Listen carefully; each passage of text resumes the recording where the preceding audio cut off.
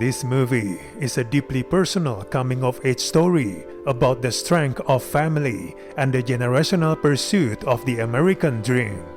This movie is simply bad. It's inert, dull, and baffling. It's leaving the audience cold and contemplating what the film's true intent is. This bland and uneven movie falters as it tries to grapple with too many topics, and in the midst of this juggling act, its messaging gets totally lost. Despite its suggestive title, this coming-of-age movie is a subdued exploration, mainly told through the guise of childish naivety.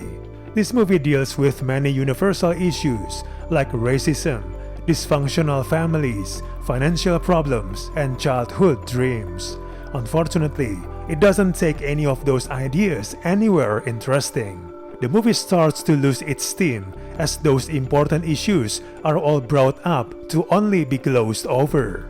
The film has nothing more to say than racism is horrible and it's always been there. One of the characters said, "The world is not fair."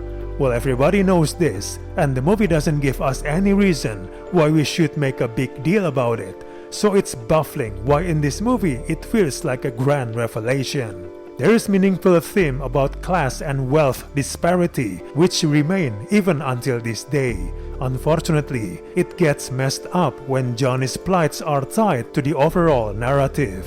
While the movie presents an earnest snapshot of the filmmaker's childhood, the story does not offer enough context to care about the events that occurred.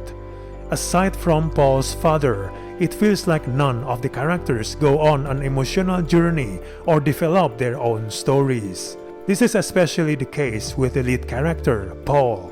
While there are glimpses of change within his character, it's tough to see what kind of emotional journey he's going through during the film's events, or whether the challenging moments he has makes any kind of an impact on him as he got older.